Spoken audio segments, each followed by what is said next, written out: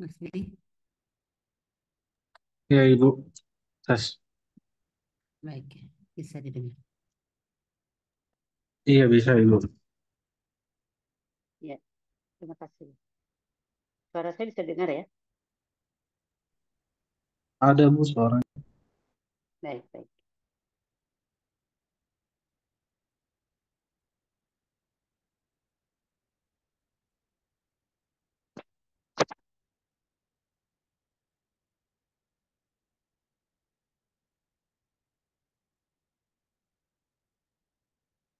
Malam ini adalah pertemuan yang terakhir sebelum kita UAS ya, Bapak Ibu.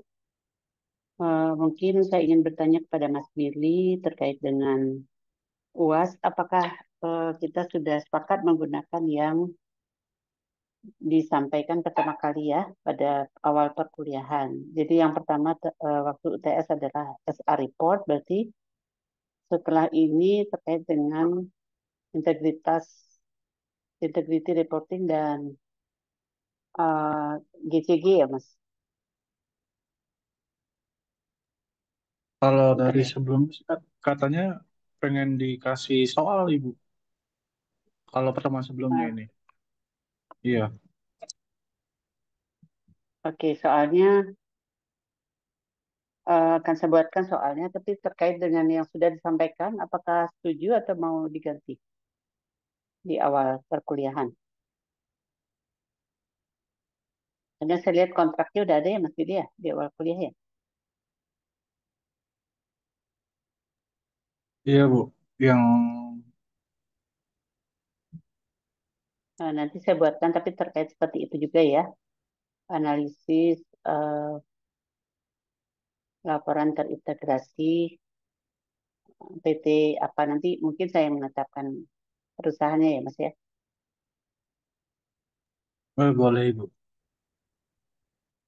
Ya, baik. Hari ini ada yang presentasi. Hari ini yang presentasi, Bu, terakhir kelompok 3. Oh, kelompok tiga. Ya, baik. Silakan dimulai dulu sambil menunggu teman-teman masuk ke ruang Zoom. Bagi kelompok tiga yang sudah siap, silakan presentasi. Hanya satu ya, Mas Billy ya. Iya, hari ini hanya ada satu yang akan presentasi. Ya, untuk menyelesaikan perkuliahan kita pada hari ini agar seluruh kelompok bisa menampilkan hasil diskusi kelompoknya sesuai dengan yang ditugaskan di awal perkuliahan setelah UTS. Disilakan siapa kelompok berapa? Prof, kelompok Kelompok 3 3. Prof ya. Kelompok tiga yaitu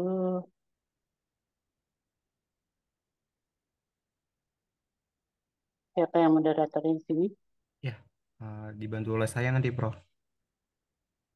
Baik, Pak Rian Wibowo ya. Bisa kita mulai, Prof. Iya, bisa, silakan. Ya, minta tolong dibantu rekan-rekan tampilannya. Oke, Mas Yureza.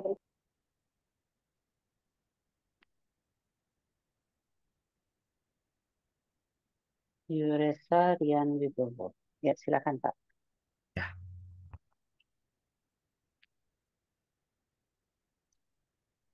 Kelompok tiga ya Pak ya? betul, Prof. Ya, Baik, izin kita mulai ya, Prof ya. Selamat malam, Prof Lupi dan teman-teman semuanya. Assalamualaikum warahmatullahi wabarakatuh. Salam sejahtera untuk kita semua. Terima kasih Prof. Lupi dan teman-teman untuk kesempatannya. Kita kelompok 3 ya, kebetulan menjadi kelompok terakhir penutup dalam pertemuan semester ini ya, teman-teman ya. Kita akan bahas sedikit pada malam hari ini terkait dengan integrated reporting. Nah, di pembahasan terkait dengan integrated reporting ini, kami kelompok 3 dianggotai oleh ada Mas Abdul Azim Akbar, Kemudian ada Mas Ari Anggara Putra, ada Mas Arifin, ada Mbak Mutiara Nilamsari, dan juga ada saya sendiri, Reza Rian Wibowo. Nah, kemudian untuk mengawali apa namanya diskusi kita pada malam hari ini terkait dengan integrated reporting, bisa minta tolong dibantu next, Mbak. Kita akan ada beberapa capture yang akan kita bahas ya terkait dengan integrated reporting itu sendiri, dimulai dari pendahuluan sampai dengan penutup gitu. Jadi nanti di bagian pendahuluan kita akan bahas nih bagaimana latar belakang munculnya kebutuhan akan integrated reporting itu sendiri, pelaporan terintegrasi gitu ya. Karena kan seiring dengan meningkatnya tuntutan transparansi, perusahaan itu tidak lagi cukup hanya menyampaikan data keuangan saja begitu, tapi juga perlu menunjukkan bagaimana sih strateginya, tata kelolanya, kemudian juga dampak lingkungannya berkontribusi terhadap penciptaan nilai jangka panjang ke depannya seperti apa. Kemudian nanti juga kita akan bahas terkait dengan pengantar integrated reporting, laporan terintegrasi. Di situ nanti akan dibahas oleh teman-teman secara mendasar sebenarnya apa sih yang dimaksud dengan integrated reporting itu sendiri gitu. Karena integrated reporting itu bukan hanya sekedar format laporan yang baru ya, yang beda dari laporan keuangan yang kita tahu gitu, tapi juga sebuah pendekatan nih yang menggabungkan bagaimana informasi keuangan dan data-data non-keuangan itu dalam satu laporan untuk menunjukkan gambaran secara utuh tentang bagaimana sih kondisi dan arah perusahaannya. Nanti kita juga akan bahas terkait dengan prinsip-prinsip panduan integrated reporting gitu. Nah, di bagian prinsip panduan ini nanti juga akan dibahas terkait dengan panduan yang menjadi dasar dalam penyusunan dari integrated reporting itu sendiri gitu. Jadi prinsip-prinsip ini nanti mencakup aspek seperti misalnya fokus strateginya pada apa namanya masa depan jangka panjangnya seperti apa, kemudian bagaimana keterikatan informasi ya, keterpaduan informasi itu seperti apa, keterlibatan stakeholder itu bagaimana, serta juga bagaimana konsistensi dan keandalan informasi yang disajikan gitu. Artinya bagaimana integrated reporting ini bisa reliable gitu. Nanti juga kita akan bahas juga chapter yang keempat terkait dengan komponen utama nih dari laporan terintegrasi, integrated reporting itu sendiri. Itu jadi integrated reporting ini laporan terintegrasi tidak hanya berbicara tentang apa yang disampaikan saja ya, tetapi juga bagaimana informasi tersebut itu disusun gitu. Jadi bagaimana informasi yang berada dalam integrated reporting itu disusun. Di bagian itu juga nanti akan dijelaskan ada 8 elemen yang harus ada dalam laporan terintegrasi, integrated reporting. Seperti contohnya mungkin nanti model bisnisnya seperti apa, strateginya, risknya ya, risikonya seperti apa, kemudian juga semuanya yang saling terhubung dalam membentuk suatu integrasi reporting itu sendiri. Kemudian nanti di chapter 5 akan dibahas juga terkait dengan capitals dalam integrated reporting. Modalnya itu apa saja sih gitu. Jadi laporan terintegrasi itu juga memperkenalkan apa namanya capitals ya. Jadi nanti akan ada 6 capitals atau 6 modal yang digunakan dan dipengaruhi oleh perusahaan gitu. Contohnya mungkin nanti ada apa namanya financial capital gitu ya, modal keuangan, modal manufaktur, modal human, manusia, intelektual, sosial dan sebagainya gitu. Nanti juga kita akan bahas terkait dengan manfaat penerapan integrated reporting-nya seperti apa. Jadi tidak hanya wajib untuk apa namanya kewajiban pelaporan saja, tetapi integrated reporting ini ada manfaatnya gitu ya. Seperti misalkan peningkatan transparansinya jadi terlihat dengan adanya laporan terintegrasi ini. Kemudian stakeholder-nya jadi mungkin lebih percaya ya, kepercayaannya menjadi lebih meningkat, efisiensi pelaporan mungkin bisa jadi makin efisien laporannya dan juga integrasi manajerial yang mungkin yang lebih baik gitu. Nah, kemudian nanti juga akan dibahas terkait dengan tantangan dan implementasi dari apa namanya integrated reporting ya. Jadi bukan tidak hanya memberi manfaat saja, tetapi ada tantangannya juga nih ternyata integrated reporting itu sendiri itu karena memang tidak mudah ya dalam melakukan penyusunan integrated reporting itu sendiri gitu. Nanti kita bahas beberapa tantangan nyata ya yang akan dihadapi organisasi gitu. Misalkan keterbatasan data laporan non keuangan misalkan atau rendahnya apa namanya sense of belongingnya seperti itu. Nanti juga akan ada sedikit penerapan kasus ya dibahas oleh teman-teman nanti bagaimana integrated reporting ini diimplementasikan dalam suatu perusahaan. Nanti akan dibandingkan ada dua perusahaan nanti yang akan dibahas. Kemudian juga bagaimana peran akuntan dalam integrated reporting ini gitu. Jadi kita juga harus tahu nih bagaimana peran akuntan itu berubah ya di era integrated reporting ini gitu. Jadi tidak hanya fokus pada pencatatan transaksi saja nih seorang akuntan saat ini gitu, tapi juga menjadi mitra strategisnya nih dalam penyusunan validasi dan juga interpretasi laporan terintegrasi. Kemudian nanti chapter terakhir penutup akan kita simpulkan secara bersama-sama ya teman-teman ya apa yang sudah disampaikan nanti eh, bagaimana saran yang diberikan terhadap adanya integrasi integrated reporting ini. Tuh. Kemudian next Mbak.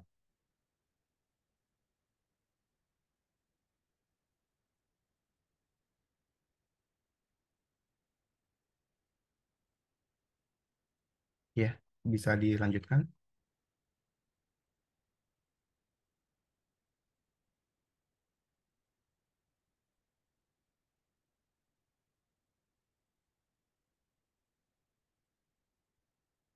Ya.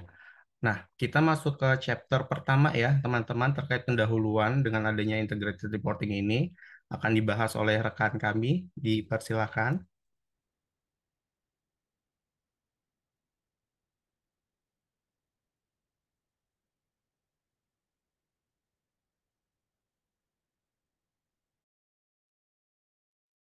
Bagian pendahuluan ya Mas ya. Baik, terima kasih Mas Reza.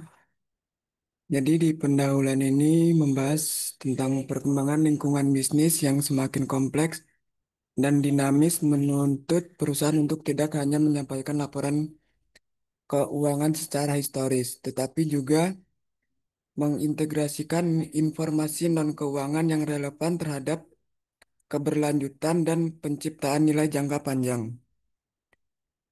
Oleh karena itu, integrated reporting hadir sebagai bentuk pelaporan yang menyatukan informasi keuangan dan non-keuangan ke dalam suatu dokumen yang terkait. Melalui integrated reporting, perusahaan dapat menyampaikan narasi nilai yang lebih komprehensif dan transparan.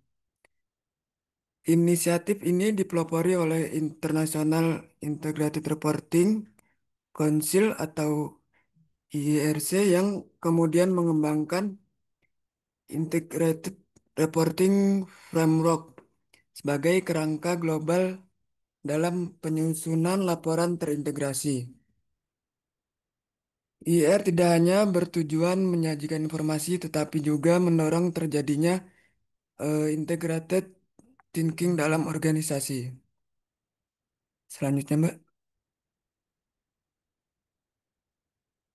Selanjutnya yaitu pengantar integrated reporting.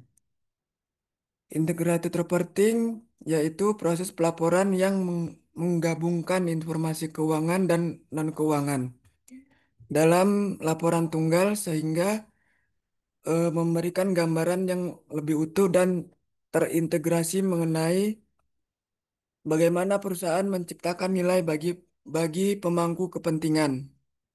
IR tidak hanya sekedar menggabungkan laporan keuangan tradisional dan laporan keberlanjutan, melainkan secara aktif menjelaskan keterkaitan antara strategi perusahaan, tata kelola, kinerja, resiko, serta prospek bisnis dengan berbagai modal yang dimiliki, seperti modal keuangan, intelektual, sumber daya manusia, sosial, alam, dan manufaktur.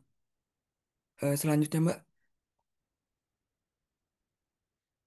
Seperti yang telah dijelaskan oleh Mas Sureza tadi, di sini ada 7 prinsip tentang panduan integrated reporting. Yang pertama yaitu prinsip strategic focus and future orientation. Jadi strategi ini merupakan salah satu prinsip utama yang menekan pentingnya perusahaan untuk secara jelas mengomunikasikan serta mm, strategi mereka dan bagaimana strategi tersebut terkait dengan kemampuan perusahaan dalam menciptakan nilai, baik dalam jangka pendek, menengah, maupun panjang, serta bagaimana perusahaan memanfaatkan dan mempengaruhi berbagai model yang dimiliki, seperti modal finansial, manufaktur, manusia, sosial, dan hubungan. Yang kedua yaitu connectivity of information, yaitu salah satu prinsip utama dalam integrated reporting yang menekankan pentingnya keterkaitan dan saling ketergantungan antara berbagai informasi yang disajikan dalam pelaporan keuangan. Prinsip ini menuntut organisasi untuk tidak hanya menyampaikan data secara terpisah, melainkan juga menunjukkan bagaimana berbagai aspek seperti strategi, model bisnis, kinerja, resiko, peluang, serta penggunaan berbagai modal. Yang ketiga yaitu stakeholder relat- rea- relationship, yaitu prinsip yang menekankan pentingnya organisasi untuk memahami, mengelola, serta mengomunikasikan hubungan dan interaksinya dengan pemangku kepentingan utama. Jadi prinsip ini berlandaskan pemahaman bahwa nilai organisasi tidak hanya diciptakan secara internal, melainkan juga melalui relasi dan kolaborasi dengan pihak-pihak di luar organisasi, seperti pelanggan, pemasok, karyawan, investor, masyarakat, dan pihak yang relevan. Selanjutnya yaitu eh, materiality, yaitu merupakan prinsip yang menuntut organisasi untuk menyampaikan informasi yang benar, yang benar-benar penting atau substansial terhadap kemampuan organisasi dalam menciptakan nilai baik. Selanjutnya yaitu eh, kon- keringkasan dalam integrated reporting, yaitu prinsip yang menuntut organisasi untuk menyajikan informasi secara ringkas, efektif, dan langsung ke inti, sehingga laporan yang dihasilkan mudah dipahami dan relevan bagi para pemangku kepentingan. Jadi prinsip ini menekankan pentingnya menyampaikan hanya informasi yang paling penting dan material tanpa membebani pembaca dengan data atau narasi yang berlebihan dan kurang relevan. Selanjutnya yaitu reliability and completeness, yaitu prinsip yang menganut organisasi untuk menyajikan informasi yang akurat, seimbang, dan mencakup seluruh hal material baik positif maupun negatif tanpa ada kesalahan yang substansial. Prinsip ini memastikan bahwa laporan terintegrasi memberikan gambaran utuh dan dapat dipercaya mengenai bagaimana organisasi menciptakan nilai, mengelola resiko, serta menghadapi peluang di masa depan. Yang terakhir yaitu eh, konsistensi and comparability, yaitu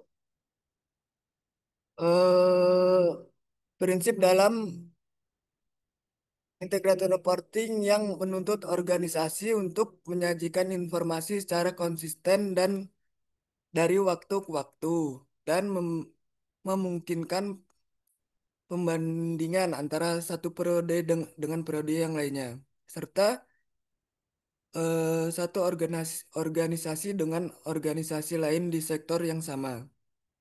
Jadi prinsip ini sangat penting karena membantu pemangku kepentingan seperti investor, regulator, dan masyarakat untuk memahami tren, perubahan kinerja, serta efektivitas strategi organisasi secara lebih akurat.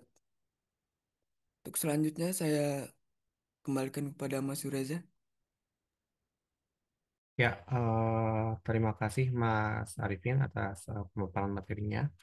Kemudian materi selanjutnya terkait dengan komponen utama ya dalam laporan terintegrasi, integrated reporting akan dibahas oleh Mas Ari. Kami persilakan, saya persilakan Mas Ari. Ya, cek cek suara saya terdengar. Ya, terdengar Mas, silakan. Terima kasih Mas Reza. Oke, jadi di dalam integrated reporting itu ada delapan, delapan komponen utama yang harusnya ada ya. Di sini saya akan membahas delapan komponen tersebut yang dikembangkan oleh IIRC, yaitu International Integrated Reporting Council. Tujuannya untuk menyajikan narasi menyeluruh tentang bagaimana organisasi menciptakan, mempertahankan, menumbuhkan nilai dalam jangka pendek, menengah, dan panjang. Setiap komponen saling terkait secara sistemik, bukan sekedar bagian yang terpisah. Ya. Berikut nanti adalah komponen utama dari IR, Integrated Reporting. Yang pertama, ada organizational overview and external environment. Nah, di sini mencerminkan konteks tempat organisasi itu beroperasi, namun tidak hanya menjelaskan mengenai siapa kami, tapi juga mengapa eksistensi organisasi itu relevan di lingkungan sekitarnya. Nah, di sini menilai lingkungan eksternal itu membantu pembaca memahami ancaman dan peluang strategi seperti NESG, environmental, sosial, governance, inflasi, kebijakan pemerintah, dan perkembangan industri. Contohnya itu adalah perusahaan energi yang menjelaskan transisinya dalam energi yang terbarukan. Misalnya energi yang terbarukan sebagai respon terhadap perubahan iklim dan tekanan regulasi global. Nah, yang kedua ini ada masalah komponennya itu governance, yaitu di sini menyediakan informasi bagaimana keputusan strategis itu diambil dan siapa yang bertanggung jawab atas penciptaan nilai keberlanjutan. Yang kedua adalah penekanan pada integritas tata kelola, termasuk keberagaman dewan, etika bisnis, dan kebijakan pengawasan risiko. Di sini juga menjelaskan mengenai government yang efektif dianggap sebagai prasyarat utama untuk meningkatkan kepercayaan investor dan pemangku kepentingan dalam suatu entitas perusahaan. Yang ketiga ada di bisnis model ya, seperti yang sudah Mas Reza dan Mas Rifin jelaskan tadi ada 6 modal utama suatu perusahaan yang dilaporkan dalam integrated reporting ini yang berkaitan dengan bagaimana bisnis modelnya ya, bagaimana 6 modal itu akan menghasilkan input seperti apa. Nah, di sini dibahas dan dijelaskan secara terperinci dalam bisnis model ini. Merupakan jantung dari laporan yang terintegrasi, menjawab pertanyaan mengenai bagaimana perusahaan menciptakan nilai.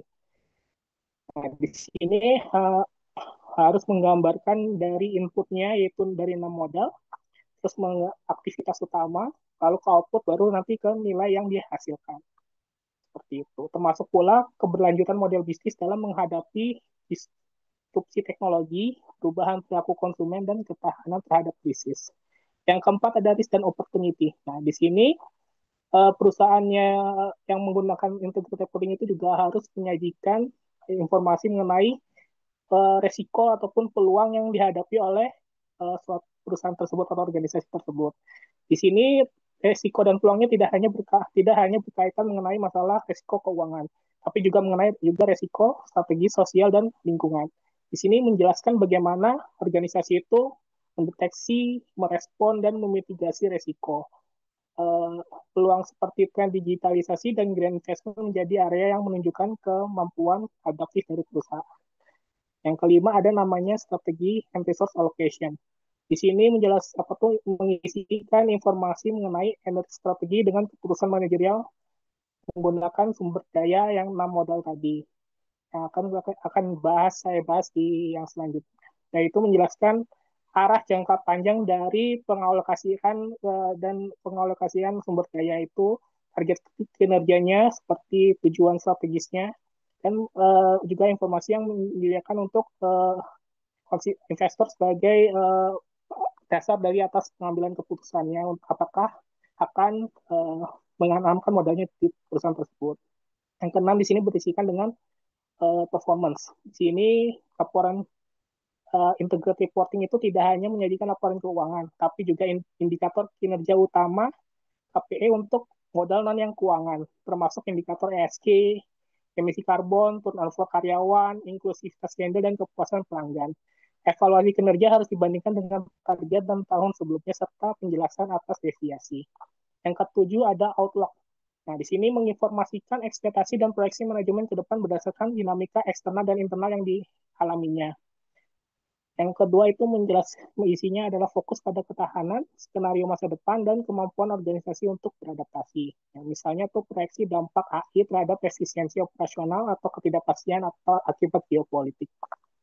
Yang kedelapan adalah basis of preparation and presentation. Di sini menjelaskan kebijakan akuntansi, batasan materialitas, dan pendekatan yang digunakan dalam memilih dan menyusun informasi.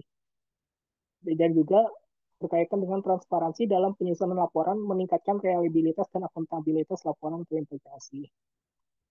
Boleh next. Nah, di sini sudah dibahas oleh teman-teman saya juga, yaitu ada 6 modal yang penting yang harus di informasinya itu dijabarkan secara transparan dalam integrated reporting. Yang pertama adalah modal finansial. Ya, di sini adalah modal finansial capital atau modal keuangan ya. Ini merepresentasikan dari sumber daya moneternya yang tersedia bagi perusahaan yang biasanya berasal dari kegiatan operasi, pendataan ekuitas dan utang. Nah, di sini tapi laporan integrasi tidak hanya melihat berapa besar laba yang diperoleh, tetapi bagaimana modal keuangan itu, laba yang diperoleh itu digunakan untuk menghasilkan nilai yang berkelanjutan. Contohnya itu investasi apa, alokasi investasi apa yang diproyeksikan ke uh, proyek yang ramah lingkungan. Nah, yang kedua ini ada namanya manufacture capital, yaitu modal manufaktur. Nah, ini termasuk fasilitas fisik, peralatan, dan infrastruktur yang digunakan untuk memproduksi barang dan jasa. IR menekankan efisiensi, umur manfaat, dan keberlanjutan pemanfaatan aset ini. Contoh bagaimana teknologi hemat energi meningkatkan output sekaligus menurunkan dampak lingkungan. Yang ketiga ini adalah intellectual capital, ya modal intelektual yang biasanya dalam akuntansi itu sendiri sulit untuk dinilai secara uang ya, dijadikan untuk nilai uang gitu. Nah, di sini aset yang bentuknya aset yang tidak berwujud, budaya inovasi seperti budaya inovasi, hak kekayaan intelektual, sistem IT dan basis data. Nah, di sini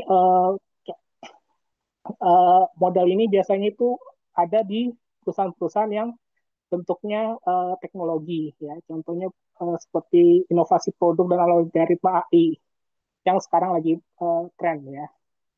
Yang keempat ini ada namanya human capital.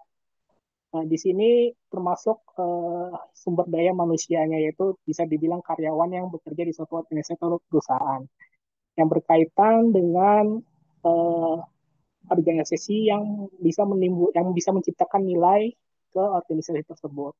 Yang kelima ada namanya sosial dan relasi kapital. Di sini apa tuh modal yang meliputi seperti kepercayaan, loyalitas pelanggan, dan lisensi sosial yang beroperasi. Di sini lebih berkaitan dengan keadaan apa tuh modal perusahaan yang dimiliki atas nilai tentang lingkungan sosialnya, yang nilai yang tidak terlihat. Contohnya adalah perusahaan dengan hubungan baik dengan komunitas lokal akan lebih mudah mendapatkan dukungan saat melakukan ekspansi bisnis.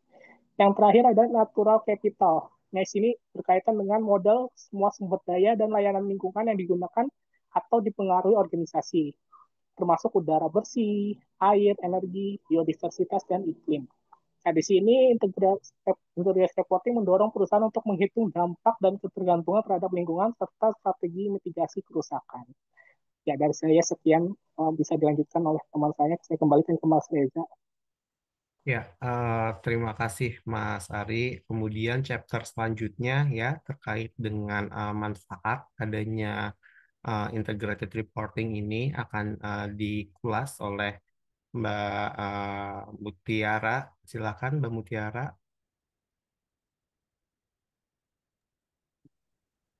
Baik, terima kasih Mas Yureza. Oke, saya akan menjelaskan tentang manfaat penerapan integrated reporting. Jadi di sini ada beberapa manfaat. Itu yang pertama itu ada integrated reporting, meningkatkan efisiensi pelaporan. Jadi integrated reporting ini mampu meningkatkan efisiensi laporan karena beberapa perusahaan itu harus menyusun berbagai laporan seperti laporan tahunan, laporan berkelanjutan, dan laporan risiko. Itu secara terpisah. Jadi dengan integrated reporting ini, seluruh informasi tersebut diintegrasikan ke dalam satu dokumen yang koheren dan saling terkait. Jadi hal ini mengurangi duplikasi informasi dan mempercepat waktu pelaporan. Dan tentu saja menghemat sumber daya.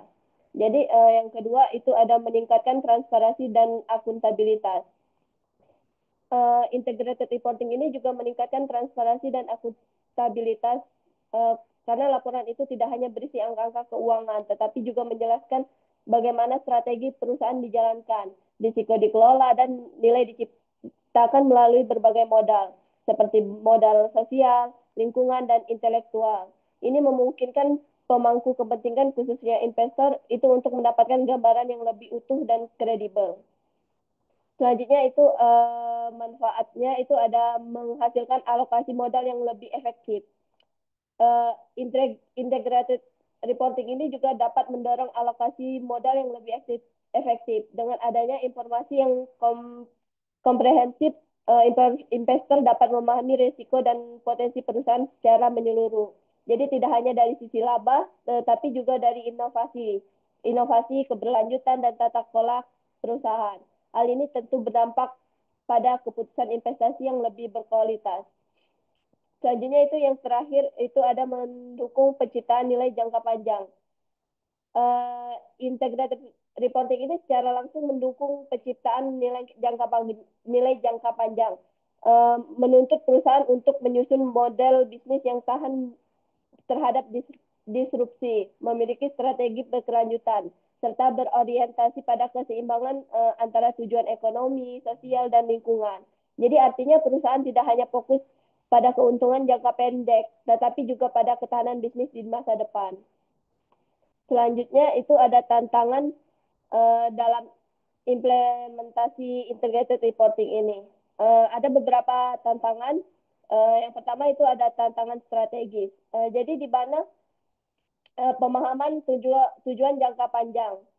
Jadi di mana banyak organisasi masih melihat integrated reporting ini sebagai kewajiban pelaporan semata, bukan sebagai alat manajerial strategis. Jadi akibatnya itu integrated reporting tidak digunakan untuk mematahkan arah dan tujuan jangka panjang sebagai perusahaan secara menyeluruh.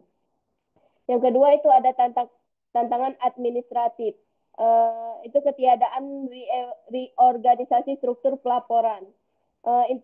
Integrated reporting ini menuntut kolaborasi lintas fungsi antara bagian keuangan, sumber daya manusia, manajemen risiko, keberlanjutan, hingga teknologi informasi. Tapi sayang sekali banyak organisasi yang masih bekerja dalam struktur silo, sehingga koordinasi dan integrasi data menjadi sulit. Yang ketiga itu ada tantangan sosial, rendahnya budaya dan literasi integrated reporting. Budaya itu berpikir terintegrasi masih belum tumbuh dengan baik. Jadi literasi SDM terhadap integrated reporting juga masih terbatas dan belum banyak pelatihan dan yang mendalam tentang praktik pelaporan terintegrasi. Yang terakhir itu ada tantangan teknis, ketidaksiapan teknologi dan kompetensi pengelolaan data, yaitu dari sisi infrastruktur data itu integrated reporting membutuhkan sistem informasi yang mampu mengelola dan menyajikan data finansial dan non finansial secara real time, akurat, dan dapat diandalkan. Jadi banyak beberapa perusahaan yang belum memiliki sistem ERP atau standar pengukuran yang memadai, terutama untuk modal non keuangan seperti modal sosial ataupun alam. Mungkin itu saja penjelasan dari saya. Saya kembalikan kepada Mas Yureza. Ya, terima kasih Mbak Mutiara. Selanjutnya chapter terkait dengan contoh ya, contoh studi kasus bagaimana penerapan integrated reporting yang pernah diadopsi oleh beberapa perusahaan di Indonesia ya. Di sini dibahas PT Adaro Energi dan PT Aneka Tambang. Detailnya akan disampaikan oleh Mas Akbar. Kami persilakan Mas Akbar. Oke, baik. Em, Sebelumnya studi kasus saya bahas akhir aja ya. Ini apa namanya? Slide selanjutnya dulu Mbak Mbak Mutiara karena agak panjang. Oke. Nah, baik teman-teman, terima kasih Mas Reza. Di sini saya akan membahas hasil eh, integrated reporting. Sekarang kita masuk ke peran penting yang sebagai akuntan dalam proses pelaporan. Dalam konteks integrated reporting ini, eh, peran akuntan tidak lagi terbatas pada pencatatan dan penyusunan laporan keuangan. Akuntan justru menjadi aktor kunci yang menjembatani antara informasi keuangan dan non-keuangan, antara strategi perusahaan dan komunikasi pada stakeholder. Dan yang ditampilkan ini ada 7 peran akuntan dalam integrated reporting. Yang pertama itu mengintegrasikan informasi keuangan dan non-keuangan.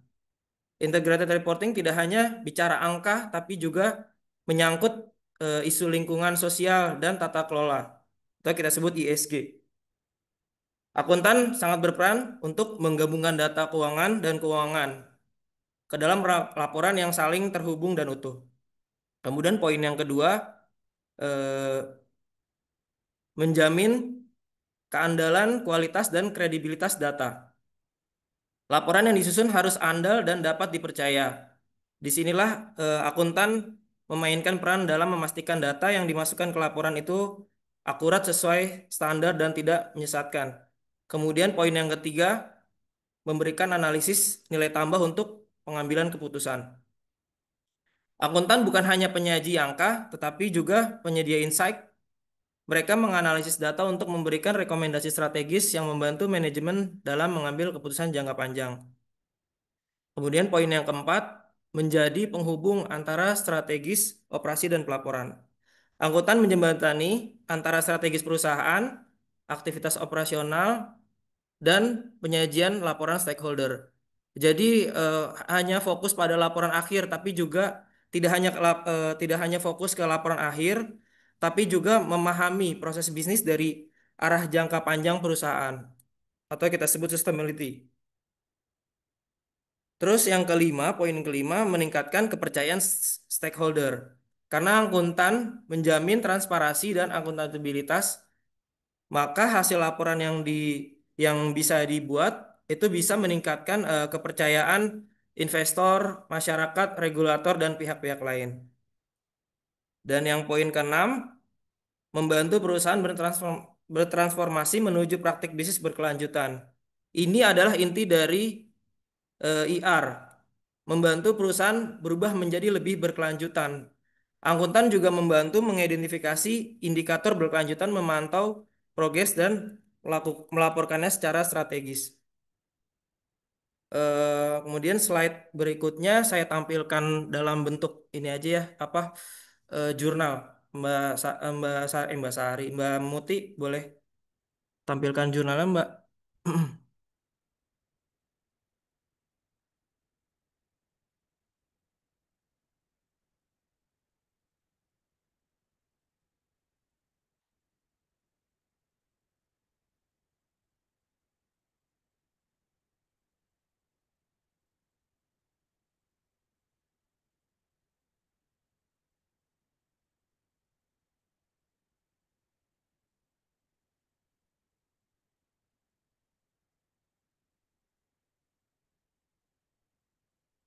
Yang jurnalnya Mbak, bukan yang ini.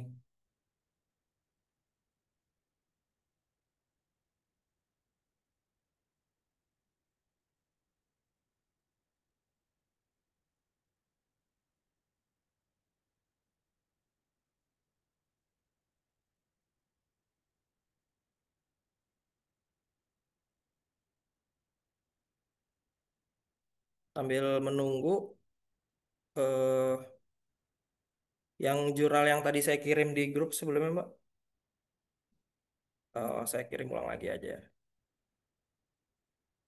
Ya tuh.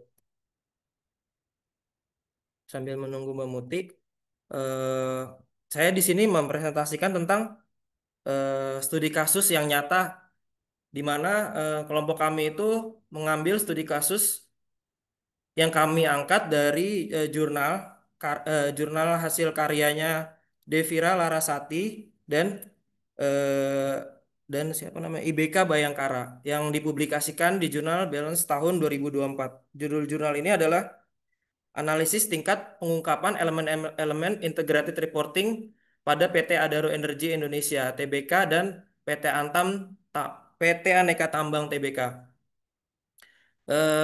Kenapa kami mengangkat jurnal tersebut? Karena nantinya teman-teman bisa melihat eh, sebagai stakeholder gitu bisa melihat sejauh mana sih perusahaan dapat mengimplementasikan integrated reporting. Ya ini betul Mbak Muti. Ke bawah terus Mbak Muti. Terus terus terus terus terus terus terus ke bawah aja. Terus terus. Cukup cukup. Nah sini cukup cukup. Yang nah tabel banyak. Nah, agak ke atas dikit lagi. Ya. Agak di zoom out Mbak Muti. Oke. Ya, makasih Mbak Muti. Nah, sebelum kita masuk ke data dan hasil analisis yang di-share oleh Mbak Muti tadi, izinkan saya sedikit mengajak untuk merefleksikan fenomena yang sering muncul di media sosial dan pemberitaan di akhir-akhir ini ya, teman-teman. Saya ingin mengajak kita sedikit mengingat kembali bagaimana sih isu lingkungan semakin ramai diperbincangkan ya, terutama eh, terutama itu sejak banyaknya kampanye dari laporan lembaga seperti Greenpeace. Yang teman-teman pernah pernah dengar ya di media-media sosial Greenpeace. Masih ingat beberapa bulan lalu saat Greenpeace Indonesia itu merilis laporan tentang dampak lingkungan dari Indonesia yang di sektor industri tambang khususnya batu bara dan nikel. Kalau mungkin teman-teman yang belum tahu Greenpeace mungkin bisa browsing. Greenpeace adalah sebuah organisasi lingkungan hidup internasional yang terkenal karena aksi-aksi langsungnya itu dia langsung mengkampanyekan global dan upaya untuk penyebaran isu-isu terhadap lingkungan gitu ya. Jadi teman-teman mungkin bisa pernah lihat video viral drone yang di negara kita tercinta ini yang lokasinya itu berlokasi di Raja Ampat. Di Raja Ampat di mana pulau tersebut yang menunjukkan eh, kerusakan lahan dan polusi sungai. Mungkin kita sering melihat berita tentang kerusakan lingkungan akibat tambang dan di sisi lain masyarakat mulai bertanya apa sih yang dilakukan perusahaan gitu ya teman-teman. Kenapa seolah-olah nggak ada penjelasan nih dari perusahaan terkait video-video tersebut gitu yang sudah terlanjur viral yang dilakukan oleh Greenpeace gitu ya. Nah, pertanyaan seperti itu sebetulnya itu sudah bisa dijawab teman-teman atau setidaknya dijelaskan lewat sebuah instrumen yang disebut integrated reporting. Jadi latar belakang dari jurnal ini adalah kebutuhan perusahaan untuk menyampaikan informasi yang tidak hanya bersifat keuangan, tetapi juga tata kelola, risiko, strategi jangka panjang, dan dampak sosial lingkungan. Nah, integrated reporting ini bagaimana cara perusahaan menunjukkan bahwa mereka bukan hanya mengejar keuntungan, tapi juga punya sebuah tanggung jawab terhadap di planet kita ini, planet bumi ini, dan bukan hanya untuk mengejar profit gitu teman-teman. Nah, pada penelitian ini mempunyai 3 fokus utama. Yang pertama itu mengetahui sejauh mana PT Adaro Energi Indonesia mengungkap elemen-elemen integrated reporting. Dan yang kedua sama juga mengetahui sejauh mana PT Aneka Tambang itu mengungkap elemen-elemen integrated reporting. Dan yang terakhir kita membandingkan nih, bukan kita sih, maksudnya di jurnal ini membandingkan keduanya, apakah ada perusahaan yang lebih terbuka dan transparan dalam menyampaikan informasi berkelanjutan. Nah, kemudian penelitian ini menggunakan pendekatan kualitatif dengan metode analisis konten. Datanya itu diambil dari laporan tahunan terintegrasi tahun 2022. Mungkin teman-teman bisa mendownload dari websitenya masing-masing perusahaan, yaitu PT Adaro dan PT Antam TBK, PT Antam TBK. Penelitian ini menggunakan skor biner, yaitu antara 1 dan 0 yang bisa teman-teman lihat di layar. Itu ada angka 1, PT Antam 2022 dan PT Adaro 2022. Untuk guna angka ini adalah untuk menilai apakah setiap sub elemen IR, integrated reporting maksud saya, diungkap atau tidak. Nah, total dari sub elemen ini totalnya ada 43. Totalnya ada 43 ya teman-teman. Yang dianalisis berdasarkan standar dari International Integrated Reporting Council. Atau kita singkat IIRC. Prosesnya cukup detail ya teman-teman. Peneliti benar-benar dia membaca dan mencocokkan dari bagian-bagian mana yang menjelaskan tata kelola, strategi dan lain sebagainya gitu teman-teman. Nah, ada 8 elemen utama dalam Integrated Reporting versi IERC yang tadi kalau tidak salah dijelaskan oleh Mas Ari. Yang pertama itu adalah gambaran organisasi dan lingkungan eksternal. Kemudian yang kedua tata kelola, kemudian yang ketiga model bisnis, kemudian yang keempat itu risiko dan peluang. Risiko dan peluang. Dan yang kelima itu adalah strategi dan alokasi sumber daya. Yang keenam adalah kinerja, yang ketujuh adalah outlook atau prospek ke depan, yang ke-8 adalah dasar penyusunan laporan. Agak turun dikit lagi Mbak Muti. Ya, cukup. Nah, di sini kita bisa lihat ya teman-teman. Dari 8 tadi ini adalah sebuah seperti fondasi. Jadi semua aspek harus ada agar laporan tersebut itu yang bisa dinamakan terintegrasi. Jadi bukan hanya membahas pendapatan, tapi juga mencapai nilai secara secara berkelanjutan. Jadi dari hasil penelitian ini, ada sebuah penilaian.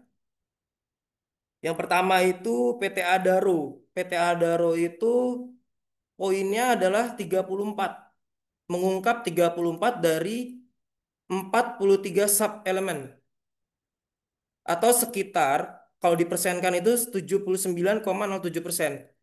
Sedangkan PT Antam hanya mengungkap 30 dari 43 sub elemen atau dipresentasikan sebesar 69,77%. Nah, kalau kita bisa lihat dari tabel klasifikasi, Mbak Muti boleh ke atas sebentar. Terus. Ya, cukup. Nah, cukup. Nah, di sini ada skor integrated reporting. Nah, kalau di bawah 40% itu kita disebut poor, 40 sampai 55% itu disebut progress to be made, 55% sampai 70 itu disebut average, 70% sebagai 85% itu good, 85 di atas 80% itu sebagai excellent. Nah, mungkin teman-teman berarti bisa menilai bahwa kalau ada row itu 79,07, berarti dia dikategorikan good. Sedangkan PT Antam itu dikategorikan ke average atau rata-rata. Nah, berarti kita sudah masuk ke pembahasannya. Menariknya Adaro ini cukup unggul di elemen strategi, kinerja, dan risiko. Sementara Antam lebih detail di bagian risiko, tapi agak kurang dalam pengungkapan model bisnisnya. Nah, PT Adaro itu sebagai perusahaan tambang batu bara tampaknya yang jauh lebih lebih bukan efektif apa ya, lebih lebih banyak, lebih aktif dalam menjelaskan bagaimana mereka eh, me- apa ya, mereka tuh lebih menavigasi resiko gitu dan peluang dalam industri yang mulai ditinggalkan karena transisi energi gitu ya, teman-teman. Nah, hal ini juga karena Adaro mungkin sedang membentuk citra sebagai perusahaan yang energi terbarukan gitu, teman-teman. Dan di sisi lain PT Antam selama ini yang hanya eh, fokus dan fokus dari kalau kalau yang saya lihat PT Antam ini fokus dari sebenarnya sekarang ini ke emas dan pada nikel yang menurut saya ironisnya itu yang dibutuhkan untuk transisi energi gitu ya. Misalnya untuk baterai mobil listrik itu masih masih di skornya di sini masih belum belum dikatakan good karena masih belum cukup terbuka bagi model bisnisnya ya, teman-teman. Padahal keterbukaan ini penting untuk menganggapi isu-isu seperti yang dikampanyekan oleh Greenpeace, teman-teman. Sebenarnya tambangnya ini hijau atau tidak gitu ya, teman-teman. Nah, sebelum ke masuk ke membahas kesimpulan, saya ingin memberikan sedikit klarifikasi, semacam klarifikasi, teman-teman, agar tidak terjadi kesalahpahaman dalam penelitian ini. Memang ditemukan bahwa adanya pengungkapan elemen integrated reporting oleh PT Adaro sedikit lebih tinggi dibandingkan oleh PT Antam, khususnya dalam aspek strategi dan dalam model bisnis. Namun penting untuk saya tegaskan bahwa penelitian ini tidak bertujuan untuk menjelekkan atau menilai buruk salah satu perusahaan, melainkan hanya menggambarkan tingkat keterbukaan informasi berdasarkan data yang ada pada laporan tahun 2022. Perlu diingat juga teman-teman bahwa kondisi tiap perusahaan itu bisa berubah dan berkembang setiap tahunnya, baik segi dari segi pelaporan maupun komitmen terhadap lingkungan. Nah, terkait adanya pemberitaan publik yang saya tangkap itu dari misalnya dalam kasus PT Gap Nikel yang merupakan dari anak perusahaan dari PT Antam Tbk, beberapa waktu lalu sempat ramai dibicarakan oleh media dan dalam aktivitas lingkungannya tersebut. Namun dari klarifikasi terbaru bahwa PT Antam itu tidak terbukti melakukan adanya pelanggaran eksplorasi sebagaimana yang dituduhkan oleh pihak Greenpeace, gitu ya.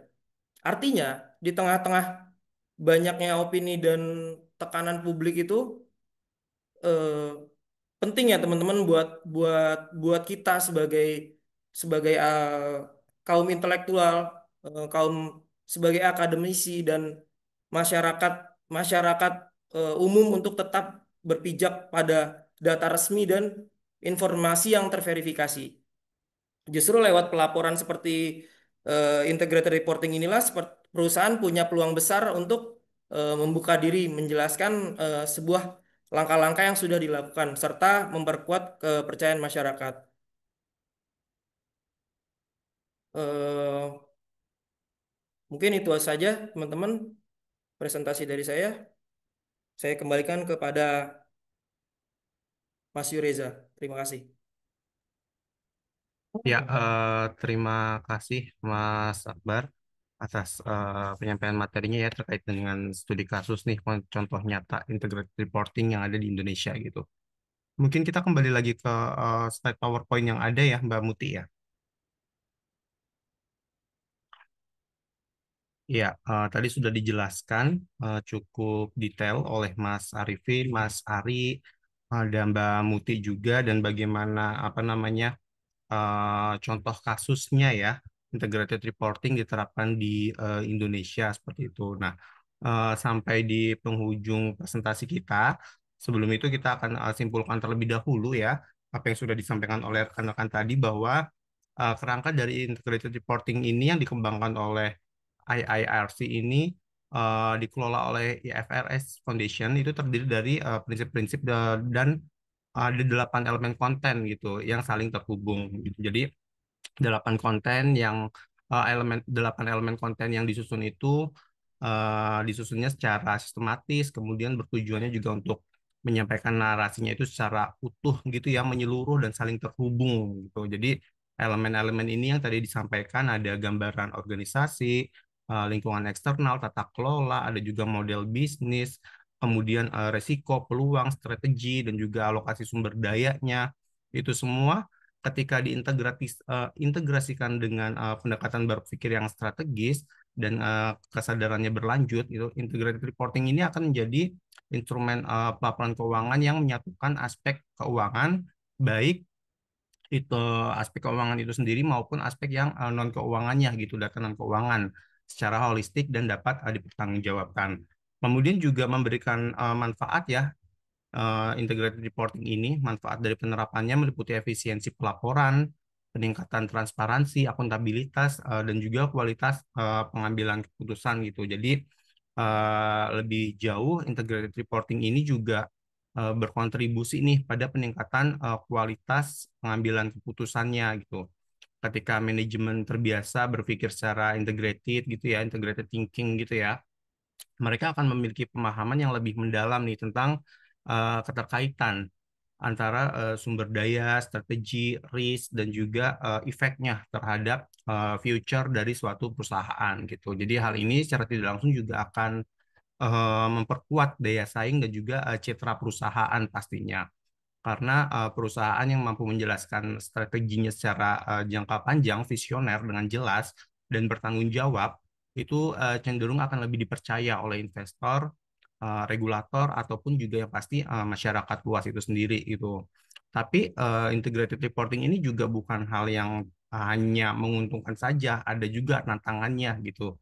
Mulai dari aspek strategisnya, strukturalnya, budaya organisasi, bahkan sampai ke teknis gitu.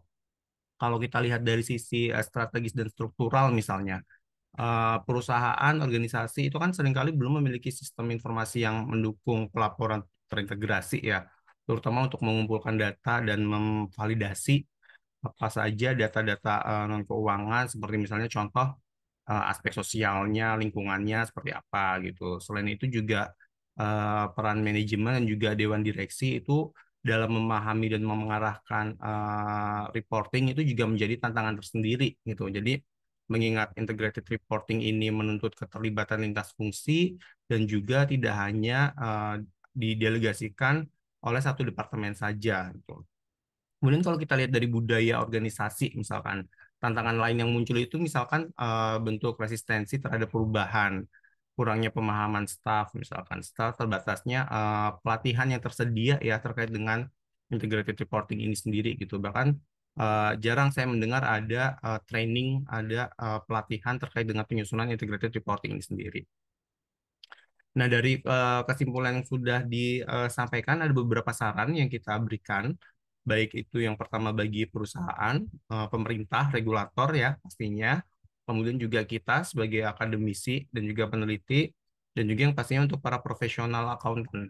Gitu. Jadi bagi perusahaan itu perlu nih membangun budaya integrated thinking itu tadi ya, serta meningkatkan kapasitas internal untuk menyusun laporan terintegrasi yang berkualitas dan relevan gitu. Jadi membangun budaya yang bisa integrated thinking itu berarti perusahaan itu tidak lagi memisahkan antara keputusan keuangan dan juga dampak sosial, lingkungan maupun tata kelolanya gitu ESG-nya.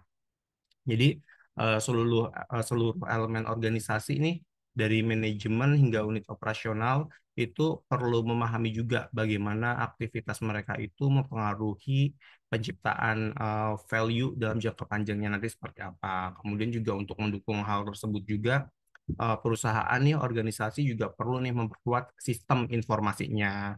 Kemudian trainingnya tadi yang saya sampaikan juga bagaimana mereka berkolaborasi nih antar bagian gitu. Karena tujuannya laporan yang dihasilkan ini tidak hanya lengkap secara isi ya, tetapi juga mencerminkan pemahaman menyeluruh terhadap strategi dan keberlanjutan bisnisnya. Nah, bagi pemerintah dan regulator juga saran yang bisa kami berikan adalah bahwa perlu nih adanya regulasi dan juga insentif yang mendorong adopsi si integrated reporting ini sendiri gitu sebagai standar pelaporannya di masa depan untuk meningkatkan daya saing dan transparansi korporasi nasional gitu. Jadi dengan adanya dukungan kebijakan itu akan menjadi kunci akselerasi nih dari implementasi si integrated reporting itu sendiri di Indonesia. Pemerintah mungkin kalau berbicara dengan integrated reporting, OJK mungkin ya regulator OJK itu bisa mengambil peran aktif sebagai melalui penyusunan peraturan teknis yang lebih jelas gitu. Mungkin roadmap-nya pelaporan integrasi itu seperti apa gitu. Selain itu juga tadi insentif dalam bentuk pengakuan kinerja mungkin atau mungkin kemudahan akses pembiayaan atau apa namanya integrasi si IR-nya ini sendiri ya dalam penilaian ESG itu juga bisa mempercepat adopsi IR sendiri khususnya di sektor-sektor yang strategis. Nah, untuk kita nih akademisi dan para peneliti perlu nih kita untuk melakukan riset lebih lanjut nih mengenai bagaimana efek dari penerapan integrated reporting ini sendiri terhadap apa namanya performance-nya si perusahaan ya dan bagaimana decision making-nya oleh para investor gitu. Jadi kita nih mahasiswa akademisi ini punya peran penting dalam menyediakan bukti empiris dan juga wawasan teoritisnya tentang efektivitas si integrated reporting ini sendiri gitu. Jadi dengan adanya riset dapat kita arahkan pada hubungan yang antara integrated reporting itu sendiri dan juga misalkan financial performance-nya, kemudian reaksi pasarnya seperti apa sampai dengan persepsi mungkin ya, persepsi si para stakeholder dalam transparansi dan keberlanjutan perusahaan gitu. Jadi dengan adanya riset yang kita lakukan nih, para akademisi dan peneliti itu bisa menjadi rujukan juga bagi pemerintah itu tadi sendiri, regulator ataupun perusahaannya juga untuk menilai sejauh mana sih sebenarnya si integrated reporting ini bisa memberikan value added dan apa saja sih faktor keberhasilannya seperti itu. Nah, bagi para profesional itu kita dihadapkan bahwa akuntan itu perlu meningkatkan kompetensi dan peran strategis ya dalam menyusun dan memverifikasi dan mengembangkan juga sistem pelaporan yang berbasis nilai dan keberlanjutan gitu. Jadi seperti yang disampaikan tadi, akuntan bukan hanya berperan sebagai penyedia penyusun laporan keuangan, tapi kita juga harus memahami bagaimana isu-isu ESG, kemudian juga mampu mengevaluasi data non keuangannya secara terukur dan juga berkontribusi pastinya dalam memastikan integritas serta keterhubungan informasi dalam laporan di integrated reporting ini sendiri. Nah, demikian presentasi dari kami, Prof. Lutfi dan teman-teman. Mungkin untuk selanjutnya kita buka sesi diskusi ya, Prof. ya.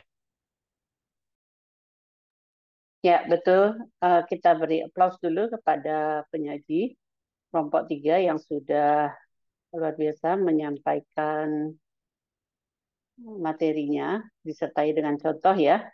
Nah, mudah-mudahan ini bisa memberikan insight terakhir ya perjalanan dari laporan keuangan lanjutan. Dari SR yang pertama, kemudian ada good corporate governance, kemudian sebelumnya tadi internet financial reporting ya, dan integrated reporting yang saat ini. Apakah ini merupakan gabungan ya dari berbagai pelaporan yang dibuat sebelumnya atau merupakan pelaporan tersendiri ya? Mungkin itu yang menarik untuk dikaji apa perbedaan masing-masing pelaporan yang telah ditelaah sebelumnya. Mungkin bisa dimulai dengan tanya jawab. Dari sini ada 5 kelompok, masing-masing 1 ya, karena dikurangi penyaji jadi 4 penanya. Silakan. Baik, monggo silakan teman-teman untuk 4 kelompok lainnya ya berarti ya. Apabila ada hal yang bisa kita diskusikan bersama, bisa raise hand terlebih dahulu mungkin atau menyampaikan bahan diskusinya melalui kolom chat room. Ada Mas Billy dari kelompok berapa nih Mas Billy? Kelompok 5, Mas. Kelompok 5 ya. Boleh Silakan nanya, Mas boleh Billy. nanya nggak Mas? Oh, iya. Siapa dulu deh? Iya, silakan Mas Billy dari kelompok 5 ya. Iya, mau nanya dong.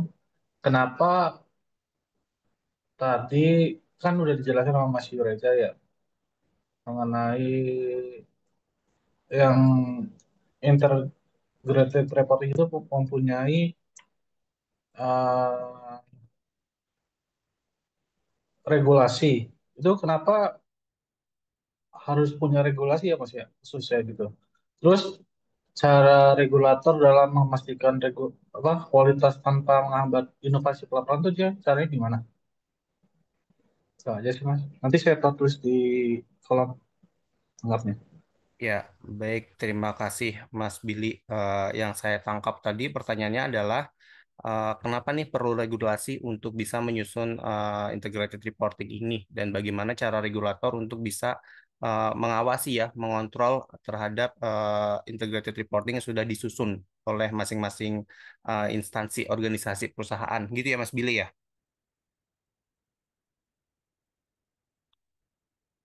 Iya, seperti itu nanti saya tulis Mas. Bentar. Ya, baik. Terima kasih Mas Billy dari kelompok 5. Yang lain mungkin rekan-rekan bisa Izin, raise hand atau menyampaikan pertanyaannya di kolom chat room. ya izin Mas Reza.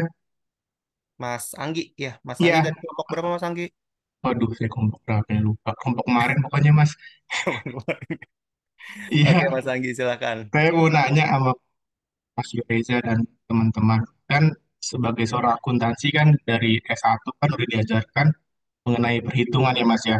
Makanya itu kan ilmunya ilmu rigid ya, ilmu pasti kan.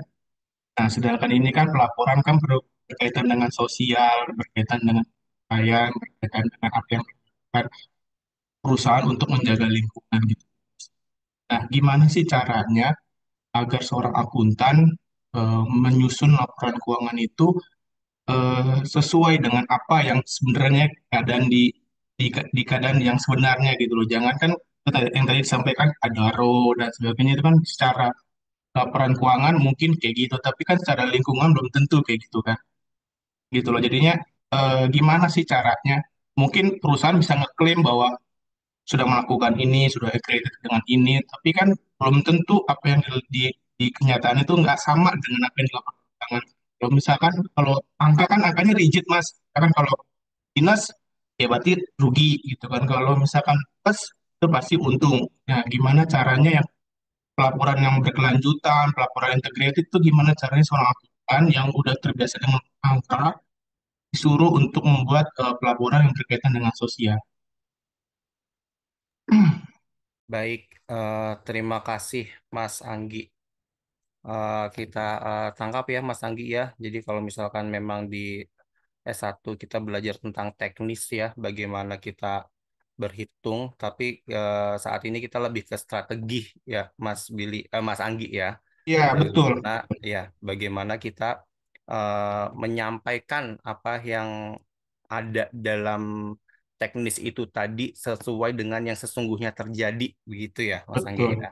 Soalnya kan kayak yang di Papua itu kan menurut perusahaan sudah menjalankan ini gitu, tapi kan melihat Mm-mm. eh, lembaga-lembaga yang swadaya itu, oh enggak kok nggak melakukan ini, jadi gimana seorang akuntan, orang yang terbiasa dengan angka, tapi dibiasakan untuk membuat laporan berkaitan dengan sosial dan pencapaian-pencapaiannya. Oke, noted Mas Anggi dicatat pertanyaannya, ditampung dulu ya, Mas Anggi ya. Dua pertanyaan, ada satu lagi dari kolom chat room, Mbak Widatul dari kelompok 4 ya. Bagaimana kita bisa mengukur keberhasilan implementasi integrated reporting di suatu perusahaan? Mungkin ini pertanyaannya mirip dengan pertanyaan dari Mas Billy tadi ya. Bagaimana apa namanya regulasinya dan bagaimana juga kita mengkontrolnya ya supaya apa namanya integrated reporting itu sesuai dengan apa yang diharapkan oleh regulator gitu ya.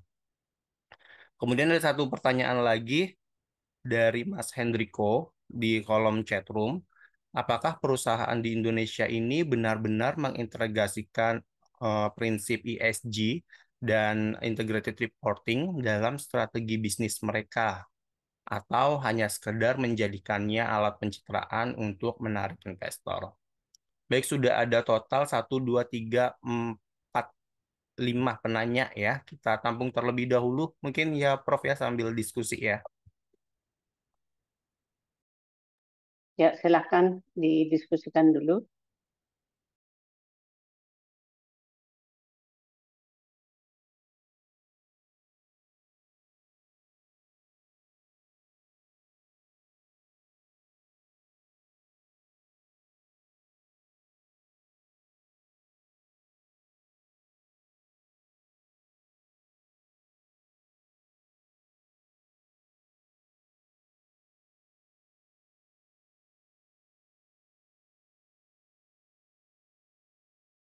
Ya, boleh Mbak Muti ya, Mbak Muti.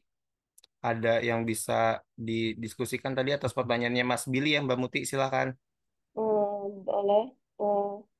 Jadi pertanyaan dari Mas Billy itu mengapa integrated reporting itu membutuhkan regulasi khusus dan bagaimana regulator dapat memastikan kualitas tanpa menghambat inovasi pelaporan. Mungkin eh, jadi mengapa integrated reporting itu membutuhkan regulasi khusus? Mungkin karena karakteristiknya yang menyatukan informasi keuangan dan non-keuangan itu untuk memberikan gambaran menyeluruh tentang penciptaan nilai suatu entitas, bisa dalam jangka pendek maupun hingga jangka panjang. Mungkin tanpa adanya kerangka regulasi yang jelas, praktik integrated reporting ini di lapangan berpotensi tidak seragam ataupun bersifat simbolik dan kurang dapat diandalkan sebagai dasar pengambilan keputusan oleh pemangku kepentingan. Jadi regulasi ini berperan penting dalam menetapkan standar minimum, menjamin transparansi, serta meningkatkan kualitas dan kredibilitas informasi yang disajikan dalam laporan terintegrasi. Mungkin ada tantangan bagi regulator, itu memastikan bahwa regulasi tidak membatasi ruang inovasi. Untuk itu pendekatan berbasis prinsip lebih disarankan dibandingkan pendekatan berbasis aturan yang terlalu teknis dengan menetapkan elemen-elemen kunci yang wajib diungkapkan seperti model bisnis, strategi, risiko material.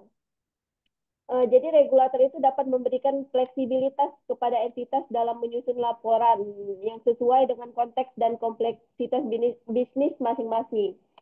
Jadi ada juga peran regulator juga itu dapat diperluas dalam bentuk pemberian insentif, penyediaan pedoman implementasi, serta mendorong kolaborasi antara dunia usaha, akademisi, ataupun lembaga profesi untuk menjaga kualitas sekaligus mendorong inovasi. Jadi dengan pendekatan ini, regulasi tidak hanya berfungsi sebagai alat pengawasan, tetapi juga sebagai pendorong transformasi pelaporan korporat yang lebih relevan, strategis, ataupun berorientasi dalam bentuk jangka panjang. Mungkin gimana dari Mas Billy? Apakah dari teman-teman yang lain ada yang mau nambahkan? Berarti dari Mbak Muti sendiri itu apa IR itu menghambat inovasi gitu ya dari jawabannya. Terus mau nanya dong, untuk UMKM itu IR itu cocok nggak sih dari penjelasan tadi?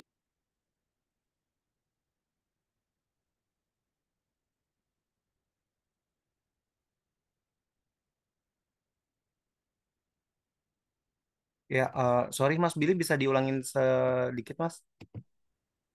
Berarti sorry Mas, berarti dari penjelasannya Mbak Muti tadi itu IR itu eh, bisa menghambat juga ya Mas ya, untuk inovasi ke depannya. Saya mau nanya lagi dong Mas, IR ini cocok nggak untuk UMKM gitu, dipakainya gitu?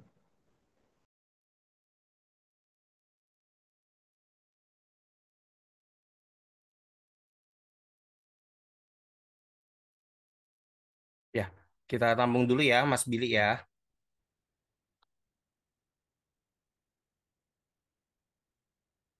Teman-teman yang lain mungkin ada yang bisa menjawab pertanyaan yang sudah muncul di kolom chat room. Saya izin menjawab pertanyaan dari Mas Hendriko, Mas. Oke, silakan Mas Arifin. Eh, Sebentar. Jadi, di tengah meningkatnya tekanan global terhadap keberlanjutan, apakah perusahaan di Indonesia benar-benar mengintegrasikan prinsip ESG dan IR dalam strategi bisnis mereka atau sekedar hanya menjadikannya alat pencitraan untuk menarik investor? Menurut saya, di perusahaan-perusahaan di Indonesia itu memang semakin banyak yang memulai mengintegrasikan prinsip ESG serta peran investor relations IR ke dalam strategi bisnis mereka. Banyak perusahaan besar sudah melakukan langkah nyata seperti mengurangi limbah, meningkatkan efisiensi energi, dan lebih terbuka dalam berkomunikasi dengan investor serta masyarakat. Hal ini didorong oleh regulasi yang semakin ketat dari pemerintah dan bursa saham, yang mewajibkan pelaporan ESG bagi semua perusahaan yang terdaftar. Namun, tidak semua perusahaan bisa langsung menerapkan ESG secara sungguh-sungguh. Ada yang sekedar menjadikan ESG sebagai alat pencitraan untuk menarik investor, terutama perusahaan-perusahaan kecil yang belum memiliki sumber daya yang cukup dan perusahaan-perusahaan ilegal. Jadi mereka kurang tanggung jawab begitu terhadap kerusakan lingkungan yang telah dibuat. Mungkin itu saja. Apakah dari teman-teman ada yang mau menambahkan atau gimana, Mas Hendriko? Cukup atau tidak? Dia mau nggak jadi tanggung jawab sosial perusahaan ya Mas Arifin ya? Iya, Mas. Oke Mas Arifin, terima kasih. Baik, Mas.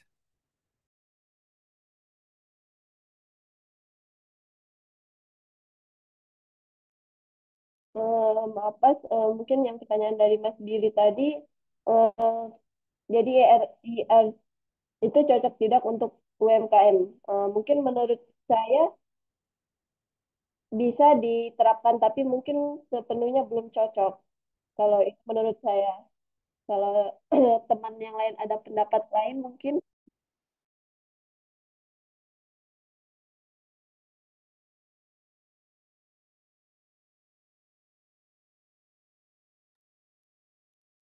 Ya, sudah ya. Ada yang beri pendapat.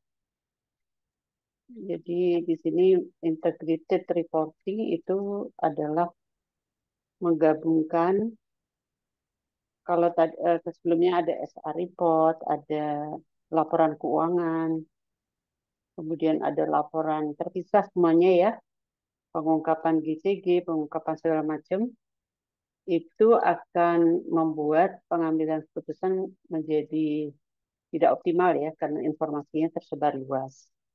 Jadi idenya adalah bagaimana seluruh laporan tersebut bisa diintegrasikan.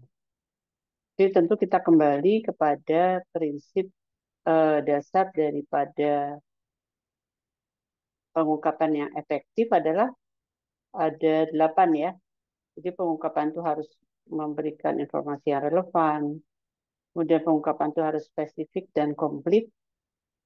Pengungkapan harus jelas, seimbang, dan dipahami. Dan pengungkapan juga harus konsisten over time. Serta pengungkapan itu harus bisa dibandingkan antar organisasi baik di sektor maupun industri maupun secara portfolio. Prinsip yang ketujuh, pengungkapan harus disediakan dalam waktu yang cepat ya, timely basis.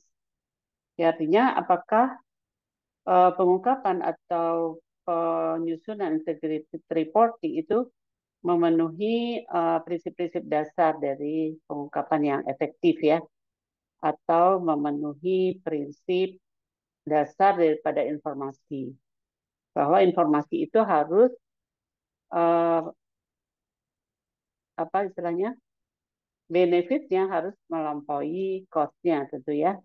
Jadi memang banyak pertimbangan. Dan kemudian di dalam proses pengungkapan, karena menyangkut, tadi ada pertanyaan ya, mungkin Billy ya, atau yang lain tadi, bagaimana kita meyakini ya bahwa itu sesuatu yang memang betul-betul harus ditampilkan. Nah, karena ini selama ini memang belum ada assurance ya, asuransinya dari pihak akuntan atau auditor. Karena itu kalau kita lihat di IAP sendiri kemudian berinisiatif ya untuk membuat suatu instrumen bagaimana mengaudit ya laporan terintegrasi ini gitu. Nah, dengan adanya menilai gitu ya, kita misalnya boleh saja tadi misalnya Asim ya, Akbar tadi sudah mendapatkan contoh dari Adaro dan yang lainnya, itu masih berdasarkan informasi yang memang diberikan oleh Adaro ya. Kalau laporan keuangan kan kita baru bisa memberikan pernyataan bahwa laporan keuangan itu berkualitas apabila ada pendapat dari auditor gitu ya. Nah, ini siapa yang bisa menyatakan bahwa laporan terintegrasi ini berkualitas? Nah, karena itu memang butuh assurance ya. Banyak kita membutuhkan assurance baik untuk SR, sekarang juga sedang diadakan pelatihan-pelatihan asuran ya untuk melakukan evaluasi apakah SR report yang dibuat itu memang sesuai dengan yang harusnya diinformasikan. Nah, jadi memang kita perlu ya, kalau ada juga indeks, mungkin ya tadi sudah dibuat oleh beberapa penelitian indeks ya, perbandingan berapa yang harus diungkapkan, kemudian diteliti berapa yang diungkapkan, apabila di atas rata-rata mungkin kita bisa mengatakan baik ya, tadi ya Akbar ya. Jadi indeks itu masih, apakah itu sudah dilegitimasi gitu ya, pertanyaan Billy tadi, apakah sudah ada regulator yang melegitimasi bahwa kalau dia itu di atas rata-rata dari apa yang harus diungkapkan, maka dia bisa dikatakan berkualitas gitu ya. Itu yang perlu mungkin terus melakukan penelitian mengenai ini, sehingga kita bisa mendapatkan satu model gitu ya.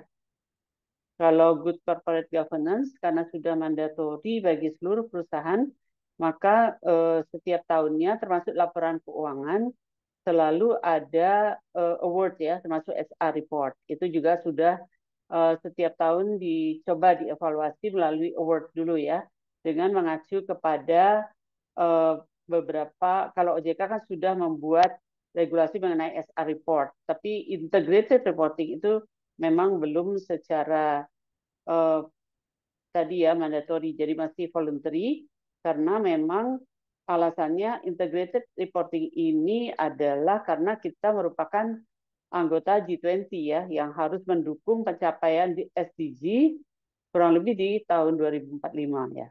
Kita sudah bisa lingkungan yang sehat gitu ya.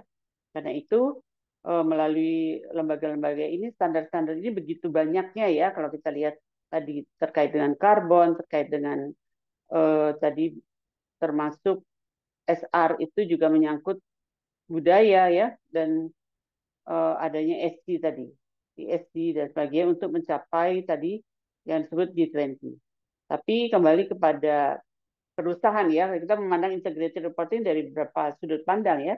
Bagi perusahaan setiap informasi yang dia keluarkan pasti dia akan bicara tentang cost dan benefit. Bagi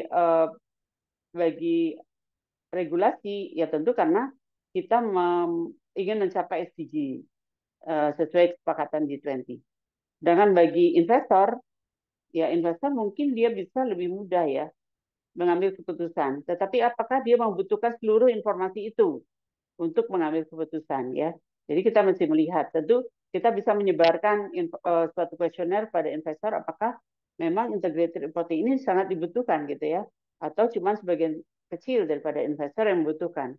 Karena tadi perusahaan agar tidak terdistorsi dengan biaya-biaya yang besar, ya misalnya melakukan pelatihan mengenai asuransi atau penyusunan SR report saja itu kurang lebih sekitar kalau dilakukan di Indonesia bisa 15 sampai 20 ya. Kalau sedang dikirim ke luar negeri misalnya satu orang untuk belajar itu bisa melampaui bisa 50 juta. Dan itu cukup tinggi ya bagi perusahaan-perusahaan.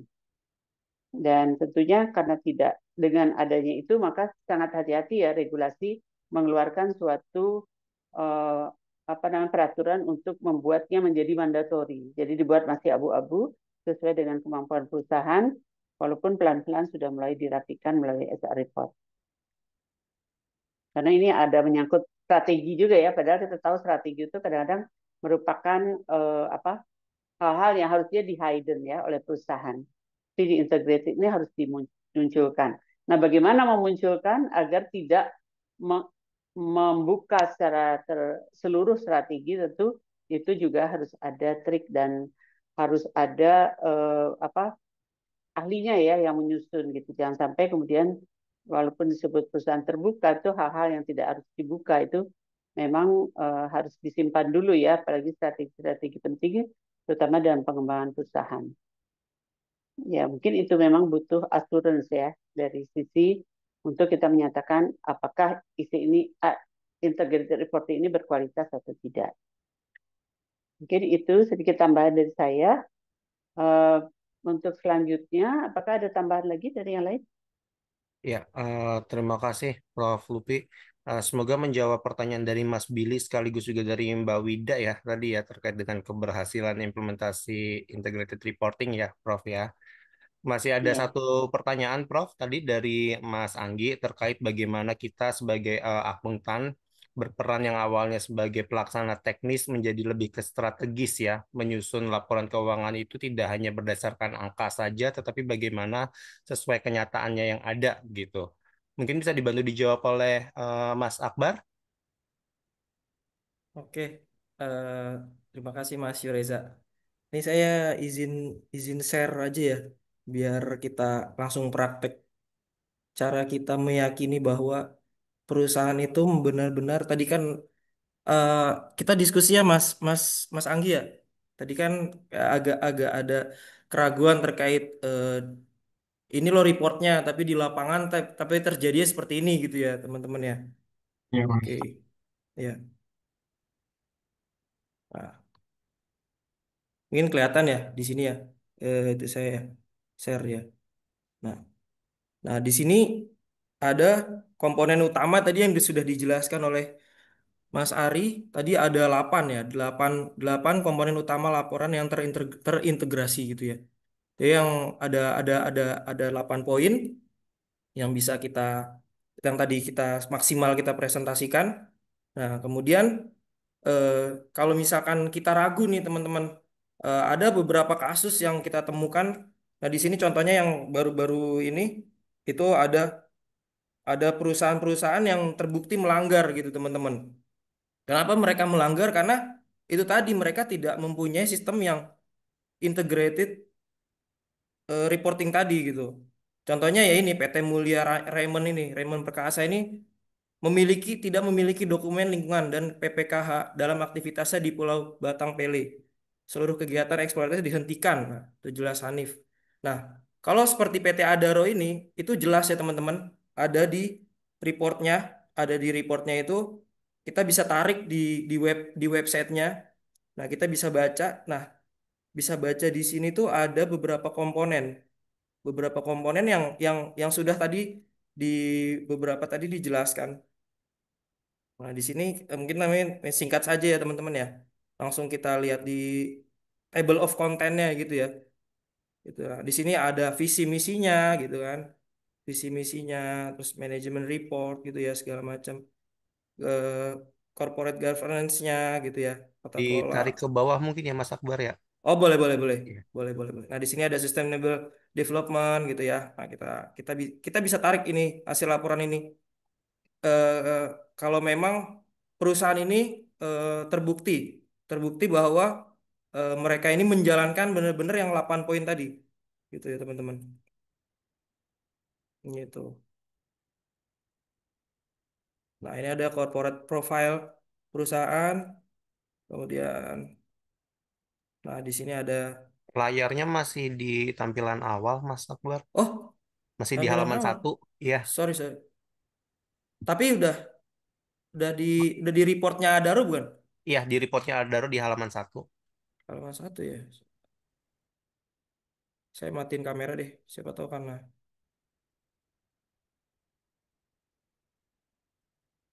belum ya, belum ini ya. Saya stop saya.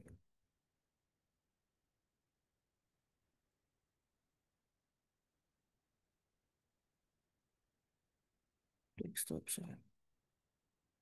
Sudah belum ya? Iya, udah Mas. Udah ya. Nah, ini dari awal ya. Oke. Nah, di sini ada di kita download ini ada corporate profile perusahaan ya. Nah, di sini ada line of bisnisnya, dia menjelaskan bagaimana dia eh, berbisnis gitu ya, lini usahanya tuh apa. Dan di sini ada legal basisnya juga, dasar-dasar hukum dia ini gitu, mengelola tambang ini gitu ya. Dan ketika dia di sini ada info juga apa namanya legal bisnis atau yang kita sebut itu IUP. Nah, nah di sini jelas lah banyak. Ini bergerak ya Mas Reza ya? Iya, jalan Mas, jalan. Oke, oke. Nah, di sini ada struktur of company juga gitu. Jadi kita bisa lihat ada beberapa.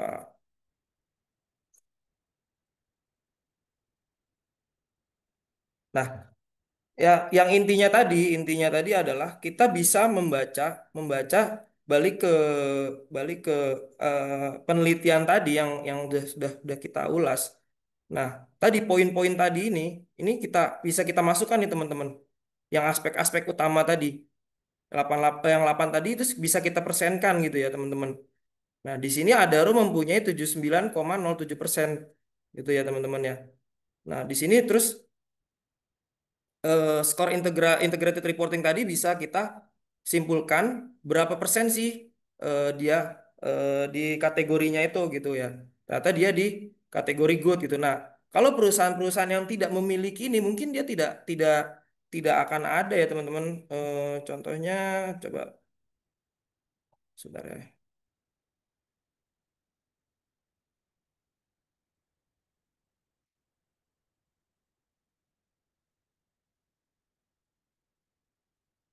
Contohnya ini PT Mulia Raymond Perkasa ya. Coba kita browsing ya teman-teman ya. Masih ada nggak ya? Ini jalan terus ya layarnya ya Mas Reza ya? Iya, iya jalan Mas. PT Raymond.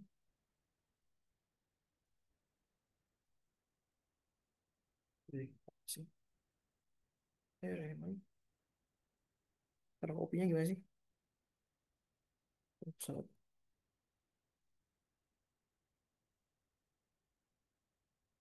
PT Raymond Perkasa.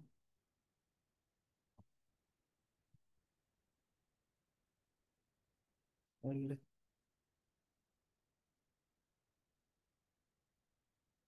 Wah, cari ya.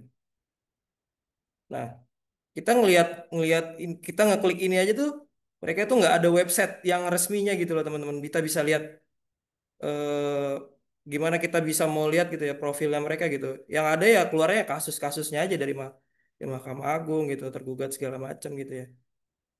Itu teman-teman. Mungkin itu sih dari saya. Kira-kira gimana Mas Anggi? Nah, ya sih, betul sih kata Mas eh, Abdul. Tapi sih yang saya bingung tuh gimana caranya seorang akuntan gitu loh. Karena kan kita basicnya angka ya.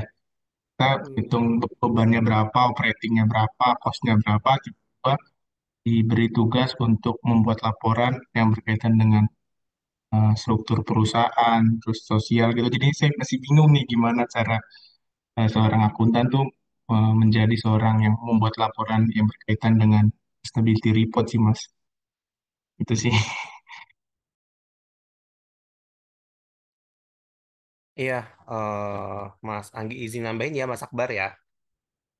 Eh, jadi mungkin memang cukup dilema ya Mas Anggi ya, gimana kita setiap hari ketemu angka-angka diminta untuk menyusun laporan yang seperti itu komprehensifnya gitu ya. Betul, Mas. Nah, jadi kan seperti yang disampaikan di awal, konsep dari integrated reporting ini kan sebenarnya kan pelaporan yang terintegrasi gitu. Artinya pelaporan ini tidak hanya menyampaikan data-data keuangan, tetapi juga data-data non-keuangan yang ada gitu.